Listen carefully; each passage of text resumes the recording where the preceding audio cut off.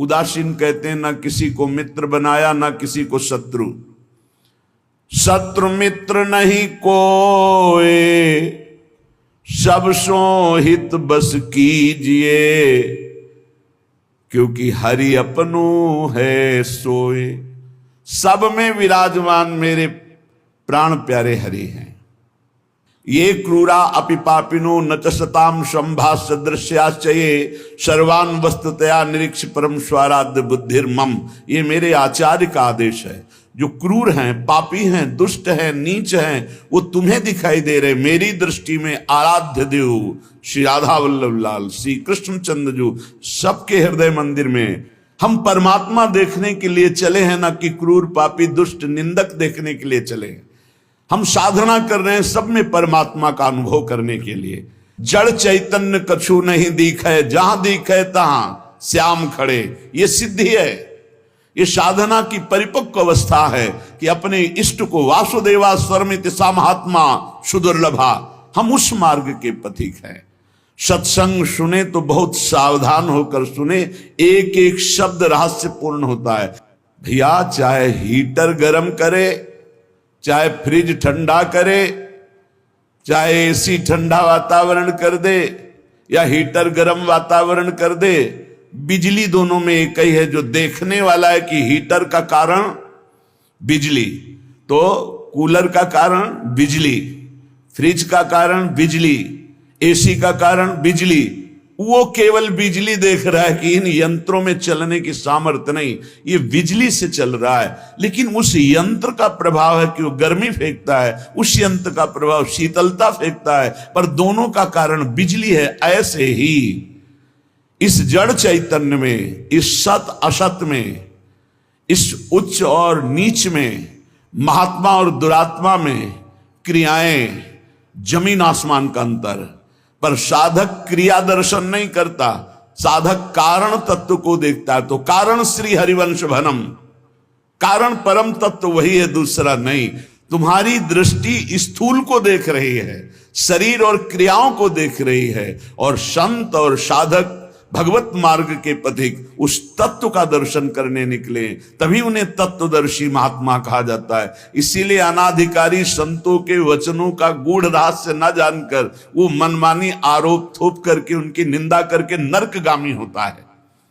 तो कह रहे हैं उदासीन जग में रहो। तुमसे कोई मित्रता का व्यवहार करे तो जय जय, और शत्रुता का व्यवहार करे तो जय जय, क्योंकि उसकी मति है।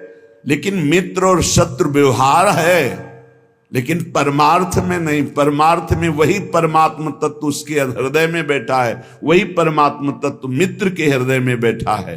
तो उदासीन जग में रहे, शत्रु मित्र नहीं कोई, सबके हित की कीजिए। सबके हित की, सबका मंगल, ये परमार्थ के पथिक। ऐसे पापी से आपको बात नहीं करनी चाहिए, आपके यहां नहीं आना चाहिए। कौन पापी है? पापी कौन है? हमारी समझ में पापी उसे तुम कहते हो जो भूल गया है, अपने स्वरूप को भूल गया, भगवान का विस्मरण हो गया, वही माया के गर्त में गिर गया। तो हम लोगों का कार्य क्या है? भूले हुए को स्मृति प्रदान करना। ये जो ज्ञान है ये स्मृति प्रदान करता है। नष्टो मोहा स्मृति लब्धा तत्प्रसादान मयाच्युता। तो संतों के हृदय में बैठ के कौन बोलते हैं? गोविंद ही तो बोलते हैं। तो गोविंद की वाणी क्या करती? नष्टो मोहा, मोह का नाश करके और भगवत स्मृति जागृत कर दे। पापी से घृणा मत करो, उसका पाप दूर हो जाएगा तो महात्मा हो जाएगा। कोई दुरात्मा नहीं है, भूल है, भ्रम है, अज्ञान है, अविद्या है। इसका नाश हो जाए तो महात्मा ही है, वो परमात्मा ही है। यही बात समझने के लिए तो साधना की जाती है। इसलिए ना किसी से द्वेष करो, ना किसी से राग, ना किसी से अपनापन, ना किसी से परायापन। सब में एक श्री भगवान विराजमान है। ये जग सब है श्याम को, कासों की जय प्यार, कासों मानो बैरता वृथा होत है ख्वार। ये सारा संसार स्वयं श्याम सुंदर बने हुए हैं। मत्ता परतरम नान्यत किंचिदस्ति धनंजय, हे अर्जुन मेरे सिवा कुछ नहीं है, मैं ही मैं हूं। तो कह रहे फिर काहे को किसी से वैर करते हो, काहे किसी की निंदा करते हो। वो बैठा मुस्कुरा रहा है सच्चिदानंद की मैं छुपा छुपी का खेल खेल रहा हूं, तू पहचानने चला था, कहां पहचान पाया। मैं इस चादर को ओढ़े हुए जड़ चैतन्य की मैं ही विराजमान हूं, मुझको ढूंढ लो। संत खोजी होते हैं, क्या खोजते हैं, उसी परम तत्व को जो सब में विराजमान है। हरि इच्छा ही मानिए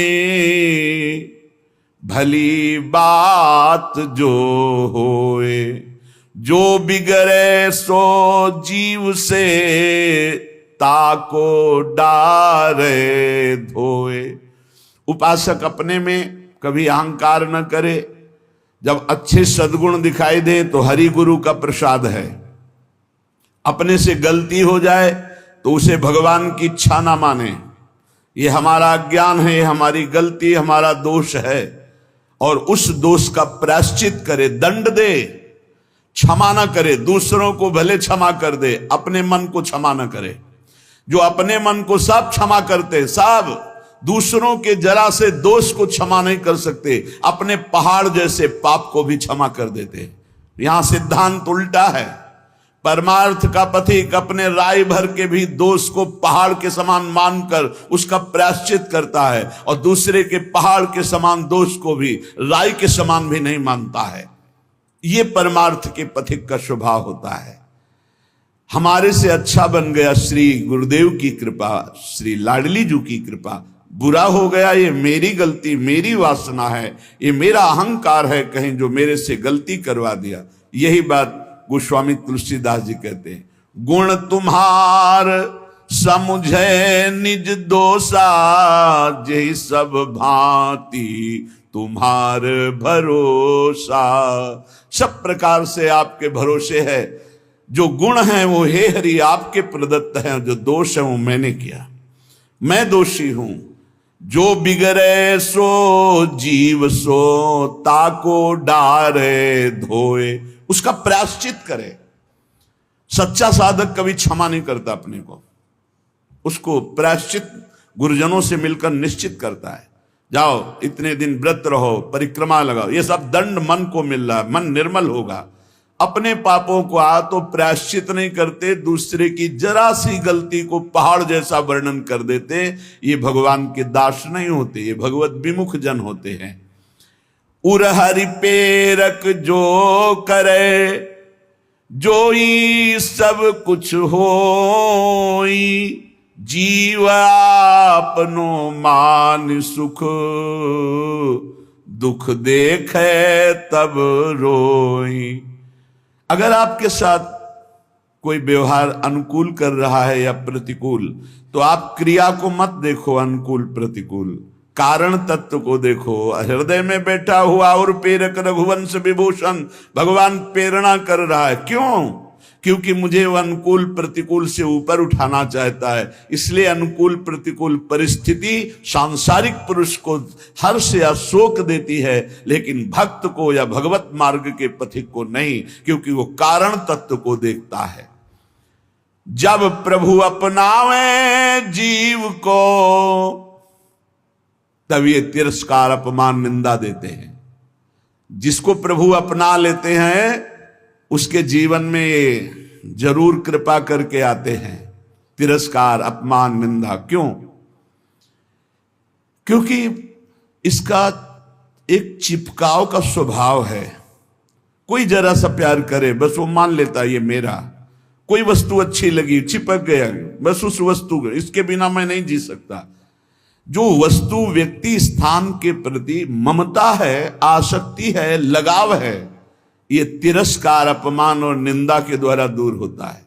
जब निंदा हुई, तिरस्कार हुआ, अपमान हुआ, जैसे बिल्वमंगल जी का तिरस्कार कर दिया, कट वचन बोले चिंतामणि ने, तो भगवान की तरफ कदम बढ़े। नहीं, जीव का जो मन है वो चिपकू स्वभाव का है, वो आसक्ति, वो ममता, वो राग कर लेता है। जरा सा बोल दे, जरा सा अनुकूल हो जाए तो वो उसी में राजी हो जाता है कि ये मेरा है। प्रभु ऐसा होने नहीं देते। बड़े कृपालु हैं, अपने जन को फंसने नहीं देते, इसलिए वहां से प्रतिकूलता दिलाते हैं, तिरस्कार दिलाते हैं, कटु वचन दिलाते हैं, तो वो फिर चैतन्य होता है, अरे नहीं इस जगत में कोई नहीं, हरि के सिवा मेरा कोई, फिर हरि की तरफ भागता है। तो कह रहे कि ऐसी भगवान की अहेतुकी कृपा है कि जब जीव को भगवान अपनाते हैं तो तिरस्कार, अपमान, निंदा देते हैं। घबराओ मत, उतना ही देंगे जितने में तुम परिपक्व हो जाओगे, तुम्हारा पतन नहीं हो सकता, तुम इतना दुखी नहीं हो सकते कि परमार्थ छूट जाए। और काटे भव के फंद चरण कमल में राख हैं श्री वृंदावन चंद्र। वृंदावन चंद्र युगल सरकार ऐसी परिस्थिति बना देंगे आपको। जो सुन रहे हैं बहुत धैर्य से, हो सकता है तुम्हारी वास व्यवस्था कमजोर हो सकता है तुम्हारी भोजन व्यवस्था कमजोर हो सकता है तुम्हारी अर्थ व्यवस्था कमजोर हो, काट लो समय, ये काट लो समय। आगे जो आपको प्राप्त होगा वो इन सबसे परे है। नाशवान परिस्थिति, नाशवान धन, नाशवान भोग, इससे परे अविनाशी परम पद मिलेगा। और ये हम विश्वास पूर्वक तुम्हें कह रहे हैं कि भगवान अपने भक्त के योग क्षेम का वहन करते हैं। आप निश्चिंत रहिए, इंतजार करो, ऊबना मत, कैसी भी परिस्थिति हो भागना मत। यहां हर एक को श्री जी देख रहे हैं, जितनी परिस्थिति में तुम्हें वो रख रहे हैं तुम उसी के लायक हो। लायक का मतलब तुम्हारी अध्यात्म की स्थिति के लिए बहुत जरूरी है।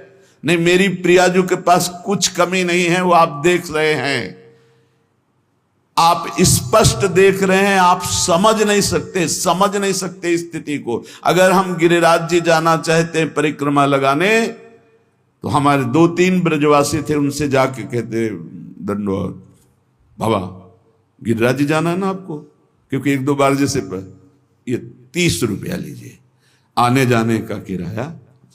आप कैसे तुम्हें बताए,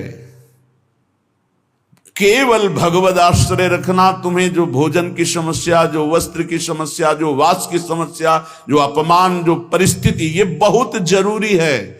हम वंदना करते हैं उस परिस्थिति की, क्योंकि वही परिस्थिति शरणागति पुष्ट करती है।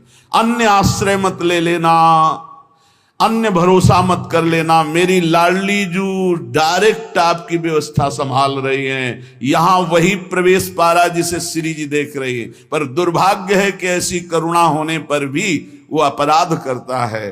वो करुणामयी स्वामिनी के भाव को न जानकर वृंदावन को एक शहर मानता है, और यहां आकर होटल में वास करके नाना प्रकार की कुचेष्टाएं करके पाप कमा कर जाता है। मेरी स्वामिनी जी की कृपा की अवहेलना करता है। प्रथम यथामति प्रणवों श्री वृंदावन अति रम्य, श्री राधिका कृपा बिनु सबके मनन गम्य।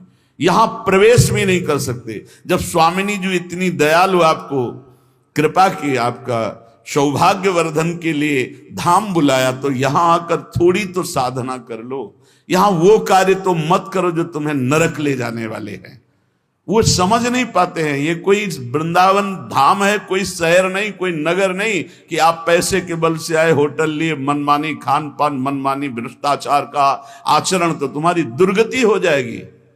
धाम को धाम की तरह सेवन करो, नहीं तुम मत आओ। दूर से चिंतन करो, प्रणाम कर लो, इतने में तुम्हारा मंगल हो जाएगा। यहां आओ तो धाम की तरह आओ। पहले तुम इस यहां प्रवेश होने के पहले अपने दिमाग में बैठा लो कि तुम जा कहां रहे हो।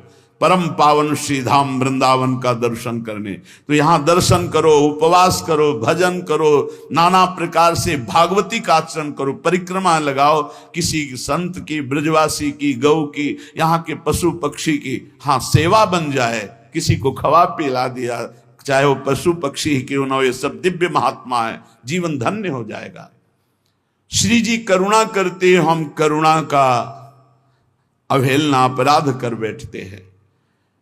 ये बिल्कुल सत्य बात समझिए। इतनी श्री जी की अपार कृपा कि तुम्हें धाम में, पर ये सत्संगहीन जन ये समझ नहीं पाते कि यहां का किया हुआ पाप कहां धोओगे। यहां का किया हुआ पाप वज्र की लीक होता है और वो प्रतिपल पनपता रहता है, ब्याज दर ब्याज।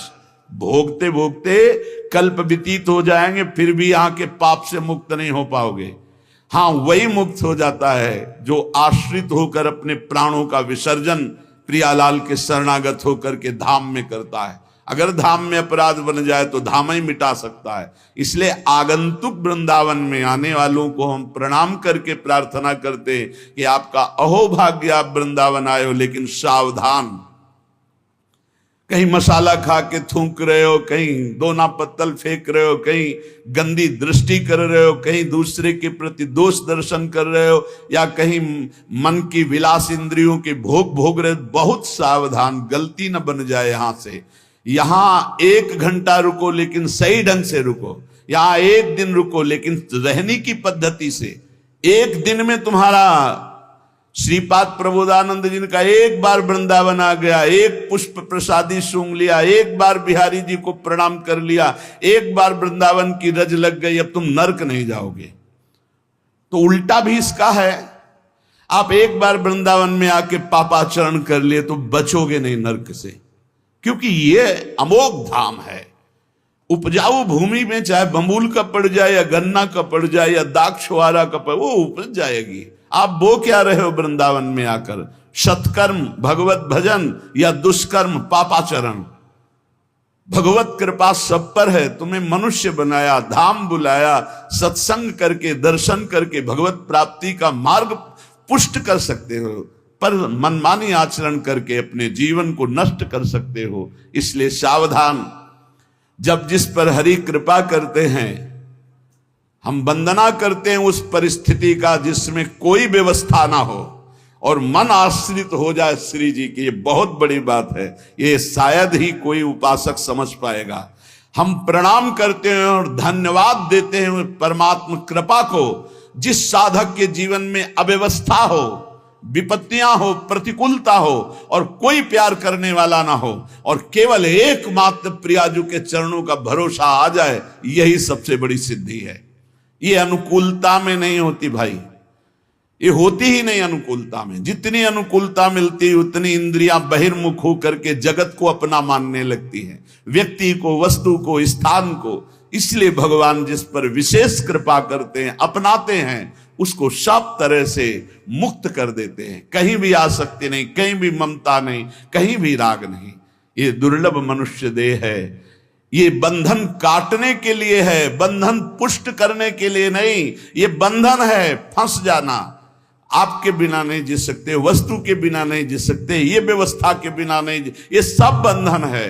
जीवन मुक्त की पहचान क्या है? ब्रह्मभूता प्रसन्नात्मा न सोचति न कांक्षति। सिद्ध बात है। ना कोई कामना है, ना कोई सोच है, एकमात्र परमात्मा चिंतन में डूबा हुआ वो जीवन मुक्त है। जिस जिस विषय को आप छोड़ते जा रहे हैं, संसार के उन विषयों से आप मुक्त होते चले जा रहे हैं। जिस जिस कामना को, जिस जिस व्यक्ति के संबंध को बिना आप इनको तोड़े जीवन मुक्त नहीं हो सकते। सबकी ममता ताग बटोरी, मम पद मनई बांध बर डोरी। तो साधना की जो हमारी रुकावट है, हमारे भगवान कृपा करके उसे हटा देते हैं, ममता को हटा देते हैं। आसक्ति, कोई प्यार करने वाला ही नहीं रहता, नहीं रहता। वो भीख मांगता है, मुझसे प्यार कर लो। वो भीख मांगता है कि कोई तो मुझे प्यार करे, कोई नहीं। जहां वो जिधर दृष्टि डालता है उधर दृष्टि ही हटा दी जाती। बड़ा कृपा प्रसाद हरि का होता है, नहीं तो मन तो चिपकू स्वभाव का है। अब देख लीजिए, चक्रवर्ती सम्राट पद हरि के लिए छोड़ा, सुंदर रानियों को छोड़ा, पुत्र को छोड़ा, सब सुख छोड़ा और हिरण के बच्चे में फंस गए। ये बात हमको शिक्षा देने के लिए, नहीं तो वो तो भगवान के पुत्र हैं। ऋषभदेव भगवान का अवतार, उनके पुत्र हैं। और चक्रवर्ती सम्राट पद जिसके लिए छोड़ा, हिरण में कैसे फंस सकते हैं? ये हमको शिक्षा देने के लिए कि तुम किसी भी राग में भगवत प्राप्ति में बाधा पैदा कर सकते हो। तो भगवान जिस पर कृपा करते हैं वो स्वयं राग से बचा देते हैं। उसे कोई प्यार ही नहीं करता, उसे कोई अपना ही नहीं मानता। अगर वो किसी को अपना मान ले तो ऐसा वहां से कड़ुआहट दी जाती है कि दोबारा उधर अपना मानेगा ही नहीं। वो सीधे भगवान की तरफ चलेगा। ये भगवान की अहेतु की कृपा होती है। श्रीपाद प्रबोधानंद जी महाराज कह रहे, निरस्त त्रैगुण्यम हरिरसद पुण्यम स्वकृपया धरण्यम तो भारतम विमल परमानंद सुघनम इदम वृंदारण्यम बहद तुल माधुर्य सुषमा महावन्यम धन्य श्रयति बहुमान्य स्त्री जगताम। तीनों लोकों में सबसे महान धन्य है वो जो तीनों गुणों से परे करके सच्चिदानंद हरि रसदाई श्रीधाम वृंदावन का अखंड वास पा गया। ए भाई, जिनको मिल गया हो तो छोड़ना मत कि पड़ोसी ठीक नहीं है, व्यवस्था ठीक नहीं है, कोई सेवा करने वाला नहीं। एक सोच बनी रहती है उपासकों के अंदर। बहुत पहले की बात है और अब भी वर्तमान में कुछ साधकों में हो सकती है, उसके निवारण के लिए हम प्रार्थना करते हैं। एक बार एक साधक ने कहा कि महाराज जी आप हो तो हमारा जीवन आपके शासन से सही चल रहा है, कल जब आप नहीं होंगे तो आपका शासन नहीं होगा। आज उसका समाधान सबके लिए कह रहे हैं जिन साधकों के अंदर है। आप किसी मनुष्य की शरण में हो क्या? पहला हमारा प्रश्न है उन साधकों से जिनके हृदयों में ये बात है कि अगर सामने से ये शरीर चला जाएगा तो हमारी साधना बाधित हो जाएगी, हम एक असहाय असमर्थ अनाथ हो जाएंगे। तो हम ये पूछना चाहते हैं आप पांच भौतिक शरीर के शरणागत हुए हैं क्या? तो उत्तर आएगा नहीं, क्योंकि कोई शरीर का शरणागत नहीं होता है। शरीर परिवर्तनशील, नाशवान, प्रतिपल नष्ट हो रहा है। आप किसकी शरणागत हो? आप उस चैतन्य घन की शरणागत हो जो सर्वलोक महेश्वर है, वही गुरु है, वही परमात्मा है और वही चराचर जगत में व्याप्त है। क्या वो त्रिकाल में तुमसे कभी अलग हो सकता है? और एक हम ज्ञानेश्वरी टीका जो श्रीमद् भगवत गीता जी की और श्रीमद् भागवत की कुछ की है, उसकी बात पढ़ करके उन्होंने कहा कि जब हम किसी सदगुरुदेव का वर्ण करते हैं तो सदगुरुदेव का सूक्ष्म स्वरूप हमारे हृदय में आके बैठ जाता है, और जब तक हम जीवन मुक्त नहीं हो जाते तब तक गुरुदेव भी जीवन मुक्त नहीं होंगे। कौन से गुरुदेव? जो आपके दिमाग में बैठ गए, आपके अंदर बैठ गए। एक शरीर है और एक तत्व है, और तत्व सशरीर तुम्हारे अंदर समा गया है। अब देखो महाराज जी ने बात कही थी तो महाराज जी सामने दिमाग में है और उनकी बात सामने है। ये पूरे जीवन तुम्हारी रक्षा करेगी। और भरण पोषण ना कुछ हमारा था, ना है, न रहेगा। प्रभु हमारे हैं, प्रभु का सब कुछ है, प्रभु का सब कुछ था और वही सब कुछ करते रहेंगे। तुम निष्ठावान बनो, तुम अलग से भुवन रचना कर देंगे तुम्हारे लिए भगवान। एक छोटे मोटे स्थान की बात क्या, अलग से तुम्हारे लिए भुवन रचना कर देंगे। यदि गुरु निष्ठा वाले हो तो विश्वास कर लेना, पहले तुम्हारा विश्वास का परीक्षण होगा और परीक्षा में पास हो गए तो भुवन के भुवन तुम्हारे कर देंगे। अनंत ब्रह्मांडों के मालिक हैं। तुम अपने जीवन की परवाह करते हो, इसका मतलब तुम शरणागति में अभी कलंक लगा रहे हो। मेरा प्रभु बचपन से कह रहा हूं, इसीलिए बोल देता हूं, यह अहंकार बना ही रहेगा। बचपन से हम जिनकी शरण में उनके दुलार को आज तक देखते रहे, कोई एक साथी नहीं रहा कि हमें 10 कदम भी हाथ पकड़ कर चला दे। 13 वर्ष की अवस्था कोई अवस्था होती है, ज्ञान विज्ञान संपन्नता होती है, और उसी समय से गंगा का किनारा पकड़ा और आज तक मेरे भगवान मेरे साथ ऐसे करुणा कर। तो वो भगवान क्या तुम्हारे नहीं है? क्या तुम्हारी शरणागति का वो पालन नहीं करेंगे? फिर ये प्रश्न क्यों हो जाता है मुझे किसने संभाला बचपन से अभी तक? किसने संभाला? कोई विश्व में ऐसा नहीं कह सकता कि 10 वर्ष हमने संभाला, एक दिन भी नहीं। वही परम गुरु, गुरुदेव का रूप। गुरुदेव तो बाद में मिले हैं, घर से तो उसने पहले निकाला। सूक्ष्मता से देखिए, उस जगत गुरु ने घर से निकाला वैराग्य दिला के, उस जगत गुरु ने भ्रमण कराया, फिर गुरु रूप से मिले, फिर हमको सतमार्ग में चलाया, फिर अंतर ध्यान हो गए, फिर सदगुरु रूप से आगे मिले, फिर पला, फिर सदगुरु रूप से आगे, वो आगे आगे बढ़ता चला जा रहा है। वही परमात्मा तत्व। वो क्या तुम्हारा नहीं है? तुम निर्भय निश्चिंत नहीं? अरे तुम शरणागत हो, चल के तो दिखा एक कदम विपरीत। अगर थोड़ी भी शरणागत हो गए तो एक कदम तो विपरीत नहीं चल सकता जीवन में, यदि शरणागत है। और जो शरणागत है तो माया मां की तरह दुलार करती है, मां की तरह। हमारी बात को समझ लेना, माया उनको विघ्न डालती है जो सूरवीर हो करके माया को जीतना चाहते हैं, और जो माया को मां मानते हैं, मां की तरह दुलार करती हो, भगवान को प्राप्त हो जाते। माया कभी बाधा नहीं पहुंचाती। इसीलिए हरिदासों में कहीं भी माया का प्रभाव नहीं देखा जाता। वो तब होगा जब कीन हो इस कबहू अभिमाना, शोक होवन चा कृपा निधाना। अगर अभिमान रहित होकर दैन्य भगवान की शरण में, तो माया है ही नहीं, वो मां है। देखो सियाजू के लिए क्या कह रहे हैं रघुनाथ जी मनु जी से, आदि शक्ति जय जग उपजाया सो अवतरी मोरिया माया। वही हमारी जननी है, वही हमारे सर्वस्व हैं। वो पालन पोषण करके भगवान से मिला देती, वो श्रृंगार करके भक्ति का भगवान से मिला देती। बाधा तब पहुंचती जब अहंकार होता है और माया पर विजय प्राप्त करने की बात होती, तब प्रश्न खड़ा हो जाता है। और जब भगवान के अधीन हो जाते हैं तो माया मां की तरह दुलार करती हुई भगवत प्राप्ति करा देती है। निरस्त त्रैगुण्यम, वृंदावन में रहने मात्र से निरस्त हो जाते तीनों गुणों के प्रभाव, सतोगुण रजोगुण तमोगुण। इनसे ऊपर त्रिगुणातीत प्रिया प्रीतम के प्रेम की प्राप्ति होती है। हरि रसद पुण्यम, ऐसा यहां वास मात्र से सुकृत होता है। वास मात्र भजन है। हमारी बात को बांध लो, कुछ भजन ना हो तो भी पड़े रहोगे तो तुम्हारा सच्चा भजन भगवत प्राप्ति करा देगा। यह सच्चा भजन होगा। चद्दर में 4 कोने हैं, एक कोना पकड़ के घसीट लो, पूरा चद्दर आ जाएगा। उपासना रूपी चद्दर के 4 कोने हैं, नाम रूप लीला धाम।